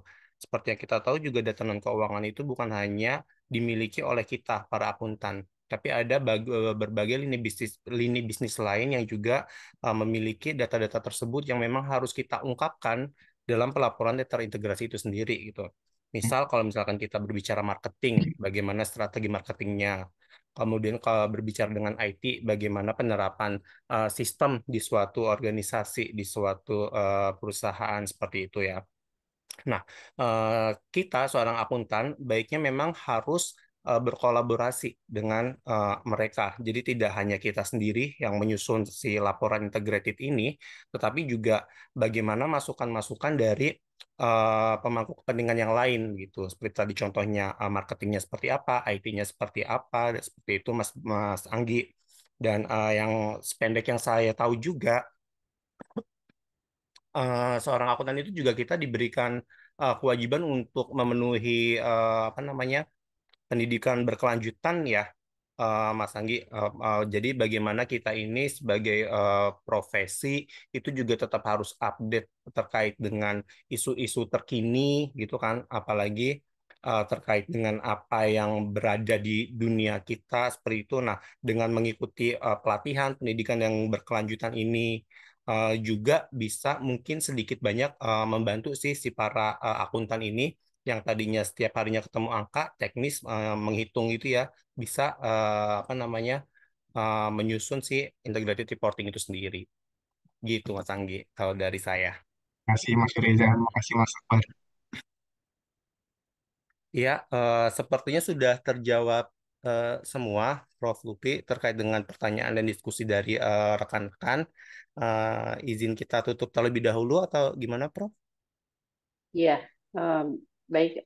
Sebelum ditutup, memang mungkin apa pertanyaan Anggi ini jadi menggelitik juga ya. Mudah-mudahan ini menjadi apa namanya membuka semuanya ya bahwa memang seperti yang dikatakan Mas Yureza bahwa sebagai akuntan kita memang harus bertumbuh ya dari mindset bukan fiction mindset bahwa akuntan itu hanya berkaitan dengan angka tetapi mindset yang bertumbuh gitu ya.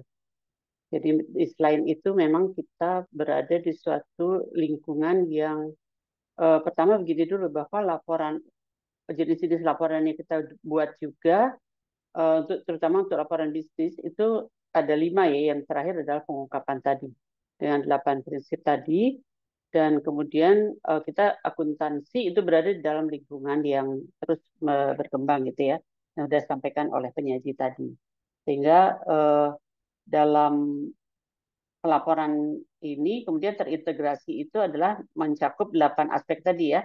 Selain kita juga sudah melihat misalnya tata kelola sudah dibahas sebelumnya mengenai kinerja mungkin bisa dilihat dari laporan operasional perusahaan, dasar penyusunan dan penyajian itu merupakan konsep dasar penyusunan laporan keuangan yaitu dari perlakuan akuntansinya, tapi berkembang kemudian dari sisi kita juga harus memahami model bisnis, resiko, strategi dan juga perspektif lainnya, terutama juga lingkungan eksternal yang mempengaruhi. Dan terutama kita sebagai manusia yang hidup di bumi ini, di mana kaki kita berpijak di bumi ini, kita menghirup udara yang berada di lingkungan kita ini, harus kita jaga ya. Kalau tidak begitu kita jaga, maka kita bisa punah ya, karena perbuatan dan tindakan kita sendiri. Dan sini akuntan sebagai salah satu penjaga apa yang menginformasikan kegiatan-kegiatan perusahaan. Tentu perusahaan yang baik adalah perusahaan yang memperhatikan selain profit tadi ya juga apa tadi Mas Akbar juga sudah menyampaikan bahwa tidak hanya keuntungan semata tetapi juga faktor non keuangan yang lebih penting. Dengan begitu kita menyadari banget ya bahwa akuntan itu sangat bermanfaat ya karena dia bisa memberikan informasi yang lebih luas gitu. Jadi seperti umbrella-nya itu menjadi luas sekali ya. Laporan integritas ini menjadi umbrella bagi laporan-laporan lain, sehingga yang membaca juga menjadi memahami perusahaan secara utuh. Baik, terima kasih pada kelompok 3 yang sudah memberikan luar biasa insight pada malam hari ini. Timnya Mas Yuresa, Mas Akbar, dan juga Mutiara, Ari ini nggak muka, belum tahu wajahnya ya. Dan yang lainnya tadi. Terima kasih. Sehingga saya terlupa ya membaca WA-nya Mas Billy, tetapi Mas Billy sempat bertanya apakah hari ini bisa luring ya. Jadi saya tadi agak terlupa sehingga memang ini menjadi pertemuan terakhir bagi kita di dalam perkuliahan ini. Tapi mudah-mudahan kita akan terus bertemu ya. Jika ada kesempatan kita akan mengadakan pertemuan secara luring, mungkin dalam kegiatan-kegiatan yang lain, tidak hanya di dalam kelas. Untuk itu sekali lagi saya ucapkan terima kasih kepada teman-teman semua kelompok kelas non kelas reguler ya pada hari ini. Semoga semuanya sehat dan bisa terus menumbuhkan mindset-nya menjadi pribadi yang bermanfaat ya bagi sesama. Saya kembalikan pada Mas Yuresa untuk menutup sajiannya. Silakan Mas. Baik, terima kasih Prof. Lupi dan teman-teman semua. Demikian ya diskusi kita malam hari ini, pertemuan terakhir kita mungkin ya sebelum UAS terkait dengan integrated reporting. Kurang lebihnya mohon maaf, semoga bermanfaat untuk kita semua. Selamat malam, wassalamualaikum warahmatullahi wabarakatuh. Waalaikumsalam Warahmatullahi wabarakatuh. Warahmatullahi wabarakatuh. warahmatullahi Oke, sampai ketemu lagi. Nanti untuk soal saya akan titip pada PJ. Masih ada waktu. Mungkin satu adalah tentang critical review ya, artikel saya sendiri. Yang kedua mungkin nanti untuk menjawab tantangan Mas Anggi ya, bagaimana membaca report, apakah sesuai dengan pedoman IAPI. Mungkin ada yang bisa bantu unduh pedoman IAPI ya. Ini sudah saya dapatkan sehingga bisa dicek kembali apakah perusahaan-perusahaan itu menyajikan integrated reporting-nya.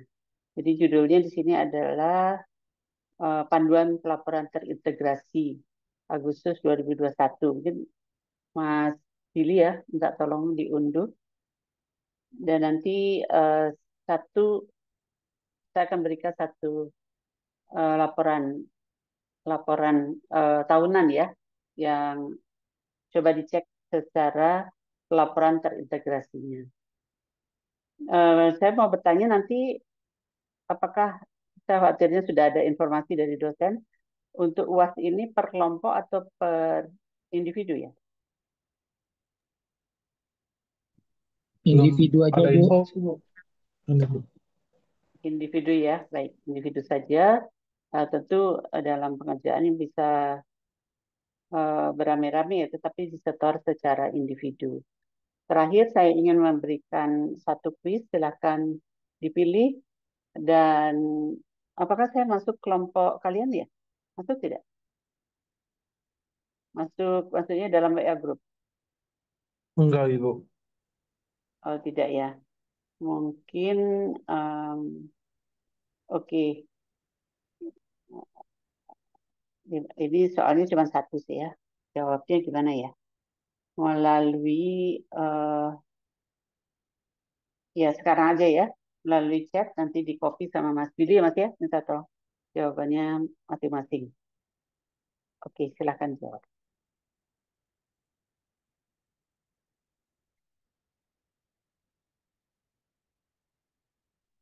Secara serentak saya akan siapkan waktunya dalam waktu 1 menit lagi ya.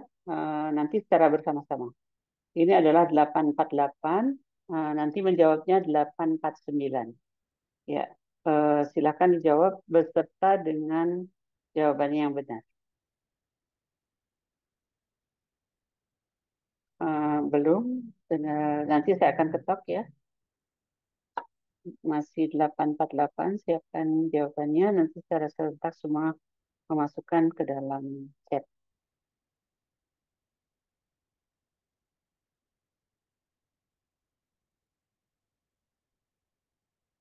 Sudah siap ya? 1, 2, 3, silakan.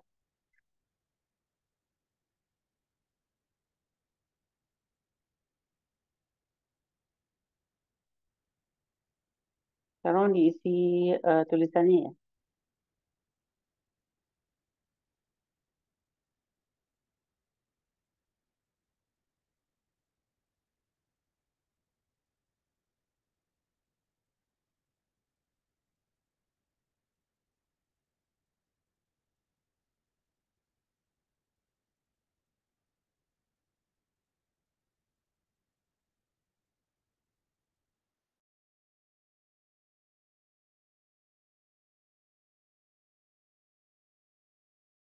Semua.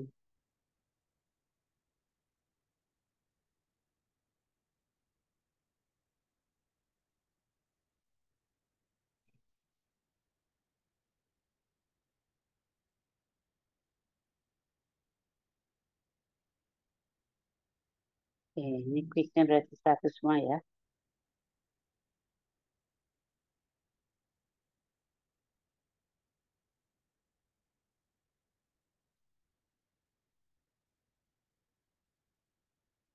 Sudah semua ya.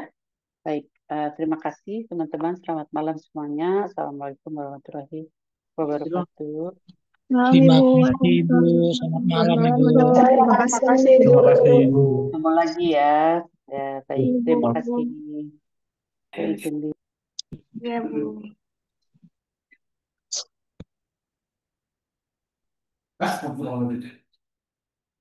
Ya,